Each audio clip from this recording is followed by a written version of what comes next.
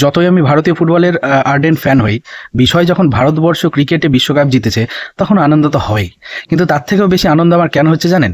আনন্দ হচ্ছে কারণ বাংলাদেশিগুলোকে চুপ করানো গেছে।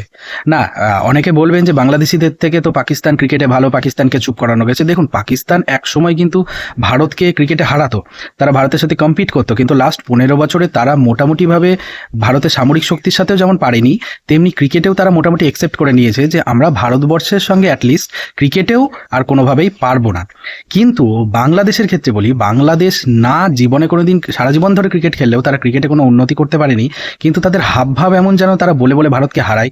এবং সবথেকে বিরক্তিকর ব্যাপার হচ্ছে যে ভারত যদি এই ফাইনালে এসেও হারতো, তবে ভারতের সোশ্যাল মিডিয়া পেজগুলোতে তারা এমনভাবে পটি করতো যে যার দুর্গন্ধে মানে 3টে দিন, আগামী 3টে দিন আমাদের সোশ্যাল মিডিয়াতে ঢোকাই প্রায় বন্ধ হয়ে যেত। তাই সেক্ষেত্রে আমার আরও বেশি খুশির কারণ হচ্ছে বাংলাদেশিগুলোকে অ্যাটলিস্ট চুপ করানো গেছে এই বিশ্বকাপ জয়ের মাধ্যমে। দেখুন, বাংলাদেশে ঘটে যাওয়া হিন্দু দীপুচন্দ্র দাসকে মেরে দেওয়ার পর মুস্তাফিজুর বা বাংলাদেশিদের প্রতি, অ্যাকচুয়ালি বাংলাদেশিদের প্রতি ভারতবর্ষের একটা ক্ষোভ তৈরি হয়েছে, যে কারণে মুস্তাফিজুরকে আইপিএলে সিকিউরিটি দেওয়া অসুবিধা হতে পারে বলে তাকে দল থেকে বাদ দেওয়া হয়েছে। কিন্তু এই ঘটনার পরিপ্রেক্ষিতে বাংলাদেশ একটু অতি উত্তেজিত হয়ে তারা ভারতে খেলতে চায়নি, তারা শ্রীলঙ্কা বিশ্বকাপ খেলতে চেয়েছিল।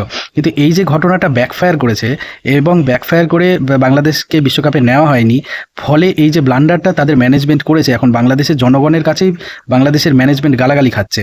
তার সাথে ভারতবর্ষের এই বিশ্বকাপ জয় বাংলাদেশিদের জন্য ওই ঘায়ে নুন ছেটানোর মতো ব্যাপার।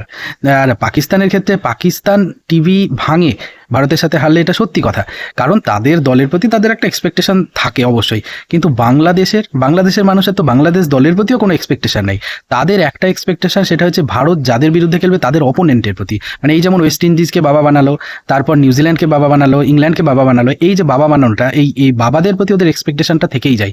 তো যাই হোক, ভালো লাগছে, একটা আলাদা ফিলিং, সবাইকে চুপ করানো গেছে।